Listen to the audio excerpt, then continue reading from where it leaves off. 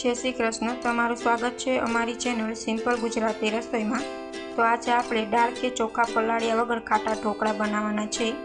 तो खाटा ढोकळा बनाववा माटे अहीं मैं 2 बाउल चोखा अने तेनी सामे 1 बाउल चणानी दाळ तेवी रीतना मैं माप लईने तेने मैं दरदरू पीसी लीधुं छे, मैं दरी लीधुं छे। हवे तेमां आपणे 1 बाउल खाटी छाश एड करी अने गरम पाणी करवानुं छे।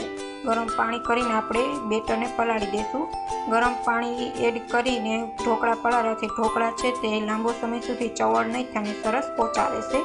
तो बेटर छे ते आटલું ગાળું રાખીને આપણે 8 કલાક સુધી આથો આવવા દેવાનો છે। તમે જોઈ શકો છો આથો આપણો 8 કલાકમાં સરસ આવી ગયો છે।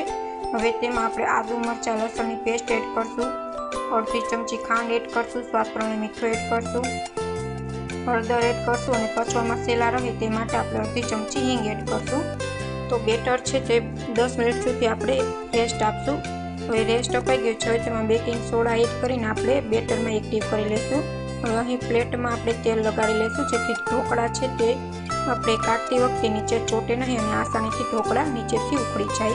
हवे स्टीमर पण गरम करवा माटे मूकी दीधुं हतुं, ते पण गरम थई गयुं छे। हवे आपणे प्लेट मूकी देशुं। हवे 20 मिनिट सुधी आपणे स्टीम थवा देशुं। हवे चाकानी मददथी आपणे चेक करी लेशुं कि आपणा ढोकळा छे ते सरस रीतना स्टीम थई गया छे। हवे आपणे तेना उपर गरमा गरम 2 चमची जेटલું तेल एड करीने उपर लगाड़ी देशुं जेथी ढोकळा छे ते चवड़ न थाय अने सरस पोचा रूप जेवा रहे। हवे चाकानी मददथी आपणे कापी लेशुं। तो तमे जोई शको छो जेवा लग्न प्रसंगोमां पोचा रूप जेवा ढोकळा बने छे तेवा ज घरे बनीने तैयार छे, ते पण दाळ के चोखा पलाळ्या वगर। Thank you for my watching video.